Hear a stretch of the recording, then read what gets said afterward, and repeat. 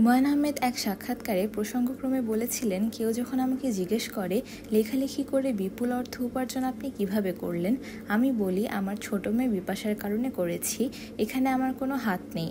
ব্যাখ্যা দিতে গিয়ে হুমায়ূন আহমেদ একটি ঘটনা শেয়ার করেছিলেন।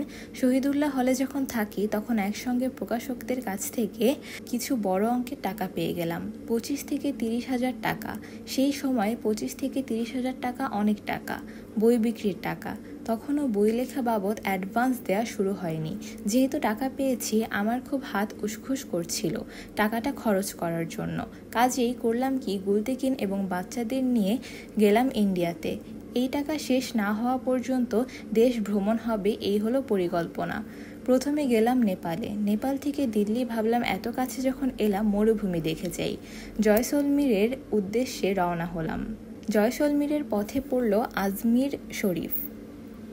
এত নাম শুনেছি, পথে যখন পড়লই তখন ভাবলাম যে আজমির শরীফ দেখে যাই। আজমির শরীফ গেলাম। আমার সবচেয়ে ছোট মেয়ে বিপাশা, সে খুবই বিরক্ত হয়ে গেল। বলল, কোথায় নিয়ে এলে? চারদিকে ফকির, ফকিরে ভর্তি জায়গাটি। বিপাশার বয়স 3-3.5। আমি তাকে বুঝালাম যে এখানে একজন অতি বড় সাধু মানুষের কবর আছে, এখানে এলে আল্লাহর কাছে যা চাওয়া যায় তা পাওয়া যায়। দেখা গেল যে এই কথা শুনে মানসিকভাবে সে স্বস্তি বোধ করল। তখন তাকে নিয়ে গেলাম কবর জিয়ারত করতে। জিয়ারত শেষ করে চলে আসবো, দেখি বিপাশা দাঁড়িয়ে। ব্যাপার কি? বিপাশা বলল, আমি যেটা চেয়েছি সেটা তো আমি পাইনি, না পেলে যাব না।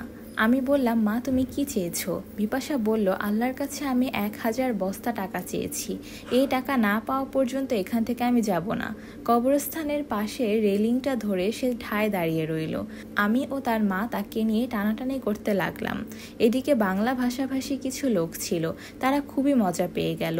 একটি মেয়ে 1000 বস্তা টাকা আল্লাহর কাছে চাইছে, না পাওয়া পর্যন্ত সে যাবে না, এটা তো মজার বিষয়ই।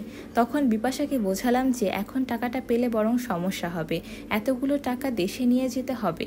কান্নাকাটি না করে চলো দেশে যাই, দেশে গেলে টাকাটা পেয়ে যাবে। অবশ্যই পাবে। আমরা দেশে ফিরে এলাম।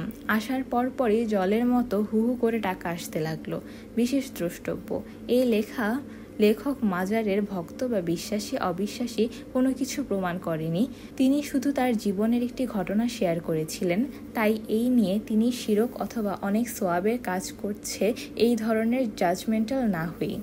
একজন মৃত ব্যক্তিকে নিয়ে এই ধরনের মন্তব্য থেকে বিরত থাকাই উত্তম।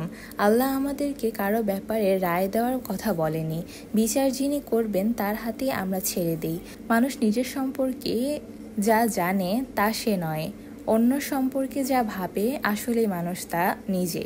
কমেন্টে অনেকে হুমায়ূন আহমেদ শিরক করেছে, দ্বিতীয় বিয়ে করেছে তাই তিনি চরিত্রহীন বলছেন।